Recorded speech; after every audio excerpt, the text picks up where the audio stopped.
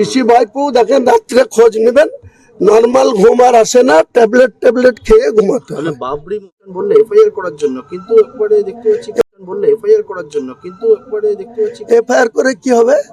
অসীম সরকার বিজেপির বিধায়ক, তার বিরুদ্ধে 100টা এফআইআর হয়েছিল। মমতা ব্যানার্জির পুলিশ কি করেছে? তার কেশাগ্র স্পর্শ করতে পেরেছে? তো মনিরুল ইসলাম শাসক দলের হয়েই তো ডাঙ্কা বাজাচ্ছে। বিডিও অফিস গিয়ে তিনি শাসক দলের বিধায়ক, সেখানে বিডিও কার, ডিএম কার, মমতা ব্যানার্জির, তাদেরকে চমকি হুমকি দেখাচ্ছে। তো তার বিরুদ্ধে এফআইআর করে মেরুদণ্ড আছে এই ডিজিপির বা মানে জঙ্গিপুর পুলিশ পিডির পুলিশ সুপারের, যে ফারাক্কার মনিরুলকে অ্যারেস্ট করবে? অসীম সরকারের মতন একজন বিজেপির বিধায়কের কেশাগ্র স্পর্শ করতে পারছে না, তারপরে তারা আবার সেই রেজ্জাক মোল্লা বলেছিল সিপিএম এর নেতৃত্বদের হেলে ধরতে পারে না, কেউ তো ধরতে যাচ্ছে। তেমনি এরা তো অসীম সরকারের বিরুদ্ধে ব্যবস্থা নিতে পারে না, আর আজকের দিনে মনিরুল ইসলামের বিরুদ্ধে মমতা ব্যানার্জির পুলিশ ব্যবস্থা নেই। এমনি তো বললাম ট্যাবলেট খেয়ে ঘুমাতে হচ্ছে। পিসি ভাইপো দেখেন রাত্রে খোঁজ নেবেন, নর্মাল ঘুম আর আসে না, ট্যাবলেট খেয়ে ঘুমাতে হয়। বাবরি মসজিদ যেটা বলেছে সেটা কবে নির্ধারিত ডেট ঠিক হয়েছে? 11ই ফেব্রুয়ারি বুধবার বেলা 10টা থেকে কোরআন তেলাওয়াত শুরু হবে, 12টা থেকে বাবরি মসজিদের কনস্ট্রাকশনের কাজ শুরু হবে। একদম ফাইনাল, একদম নির্ধারিত সময়। আপনারা যাবেন, আপনাদের ইনভাইট থাকলো, আপনারা গিয়ে দেখবেন। কেরলের একটা এজেন্সিকে দায়িত্ব দেওয়া হয়েছে, তারা ইঞ্জিনিয়ার, তার মেশিনারি তার আগেই নেমে যাবে। কাজ 11ই ফেব্রুয়ারি বুধবার থেকে কাজ শুরু। বিজেপির সঙ্গে হাত মিলিয়ে কোথায় বলেছি বিজেপির সাথে? আমি বলেছি আমি ফার্স্ট লার্জেস্ট পার্টি হব, 294-এর মধ্যে আমি 100-র উপরে যাব, আর আমার পরে থাকবে বিজেপি, তারপরে থার্ড লার্জেস্ট পার্টি হবে রাজ্যের শাসক দল। তাহলে আমি তো ডিমান্ড করব, বিহারে 1 নম্বর পার্টি বিজেপি হওয়ার পরেও নীতিশজিকে মুখ্যমন্ত্রী মেনে নিতে হয়েছে, কিন্তু আমি এখানে ফার্স্ট লার্জেস্ট পার্টি হলে আমাকেই মেনে নিতে হবে, আমি সেটা বলেছি। সেক্ষেত্রে আমার কোনো বাধ্যবাধকতা নেই বা বাছবিচার নেই, যে আমাকে সমর্থন দেবে আমি তার সমর্থন নেব, এটাই বলেছি। এটাই, এতে গদ্দারের কি আছে? গদ্দারের ডেফিনিশনটা কি সেটা আমাকে বুঝাক না। মধ্যপ্রদেশের বাঙালিরা বাংলার বাঙালিদের থেকে বেশি সুরক্ষিত, জেপি নাড্ডা এই কথা বলছেন। মধ্যপ্রদেশের বাঙালিরা বাংলার বাঙালিদের থেকে বেশি সুরক্ষিত, এবং যে বাংলা একসময় দেশকে পথ দেখিয়েছে, সবাই মিলে তার পাশে দাঁড়িয়ে পরিবর্তনের ডাক দিচ্ছে, রেখে দিচ্ছে। বিজেপির এই স্ট্র্যাটেজি, এটা নিয়ে কি বলবেন? নাড্ডাজি যত সম্ভব বাঙালিদের জামাই, তো সেই জামাই তো নিশ্চয়ই শ্বশুরবাড়ির মঙ্গল কামনা করবেন, তো সেটা ওয়েলকাম জানাচ্ছি ওনাকে।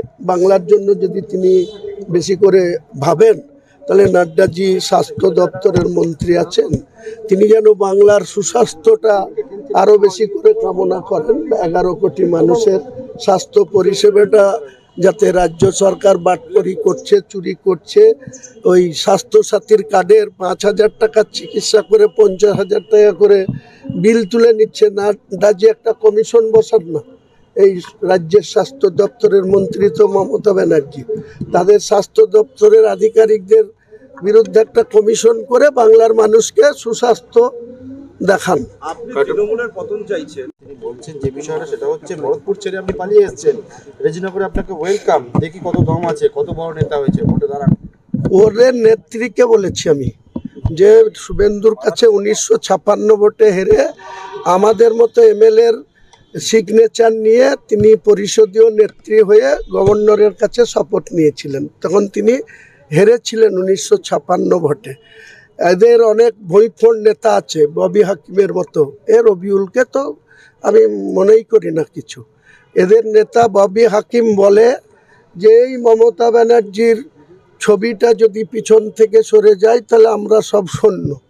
তো তিনি নিজে জ্যান্ত মমতা ব্যানার্জি 1956 ভোটে হেরেছিল, আর আরও 77টা সিট, 77 বিজেপি আর 9 ধরলে 78, তাহলে উনি জ্যান্ত 294টাই প্রার্থী, 78টা সিট হেরেছিল। আর আমি বলেছি রেজিনগরে রবিউলকে দিয়ে হবে না, ওই মমতা ব্যানার্জি আসুক, আর বেলডাঙ্গাতে হাসানকে দিয়ে হবে না, অভিষেক ব্যানার্জি আসুক।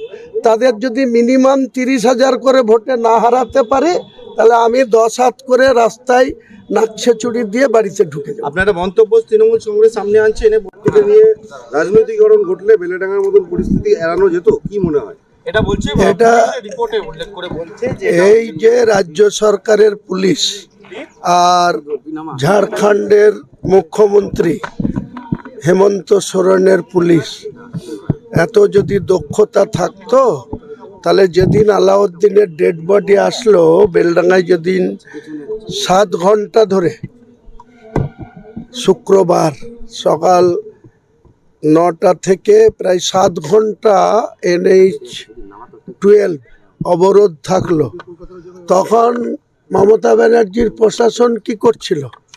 এসপি, ডিজিপি তারা কেন ঝাড়খণ্ডের পুলিশের সঙ্গে যোগাযোগ করে এই পোস্টমর্টম রিপোর্টটা ওপেন করেনি যে না আপনাদের ছেলে খুন হয়নি, ও সুসাইড করেছে? এই পোস্টমর্টম রিপোর্টটা তখন ওপেন আনলে তো নিশ্চয়ই এটা হতো না। আমার মনে হয় এটা শাক দিয়ে মাছ ঢাকার জন্য, বা রাজ্যের মুসলিমরা যেভাবে মমতা বন্দ্যোপাধ্যায়ের সরকারের বিরোধিতায় নেমেছে, বা রাস্তা অবরোধ থেকে শুরু করে তাদের ওয়াকফ অ্যামেন্ডমেন্ট বিল থেকে শুরু করে ওবিসি থেকে শুরু করে, এবং এই রাজ্য সরকারের দুর্নীতির পাহাড় জমে যাওয়া, তার বিরুদ্ধে মুসলিমরা যেভাবে সোচ্চার হচ্ছে, তাই আলাউদ্দিনের খুনের গল্পটাকে পোস্টমর্টমের রিপোর্ট খাড়া করে বলা হচ্ছে যে সে সুসাইড করেছে। তো তার বাড়িতে আমি নিজে গেছি, এবং তার একটা 3 বছরের বাচ্চা মেয়ে আছে। তার বাবা হ্যান্ডিক্যাপ, 2 পা তার সোজা হয়ে চলাফেরা করতে পারে না। তারা 2 ভাই, বড় ভাইটা দুবাইয়ে থাকে, সেও সংসারের রোজগার করার জন্য দুবাইয়ে, আর এও হকারি করত। তো একজন হকার তার মরার প্রয়োজন হলে সেখানে গিয়ে গলায় ফাঁস দিয়ে মরবে। 10 দিন আগে গিয়েছে সে পরিবারের রোজগার করতে, তার এত দেরি হলো হেমন্ত সোরেনের পুলিশের কাছ থেকে রিপোর্ট কালেক্ট করতে। এই রাজ্য সরকারের আন্ডারে অনেক পোস্টমর্টম রিপোর্ট নিজেদের ডাক্তার, যে সার্জেনরা বা যে হসপিটাল পোস্টমর্টম করে, কতবার রিপু করতে হয়েছে আপনারা এই সরকারের নজির আছে। তো আমার মনে হয় আলাউদ্দিনের ফোনটাকে সুসাইড বলে চালানোর একটা অপচেষ্টা রাজ্য সরকার এবং ঝাড়খণ্ডের প্রশাসন মিলে করছে। আমাদের ভিডিও ভালো লাগলে লাইক এবং শেয়ার করুন। কমেন্ট সেকশনে গিয়ে জানান আপনাদের মতামত। আরও ভিডিও পেতে আমাদের চ্যানেল সাবস্ক্রাইব করুন এবং প্রতি মুহূর্তে খবরের আপডেট পেতে প্রেস করুন বেল আইকন।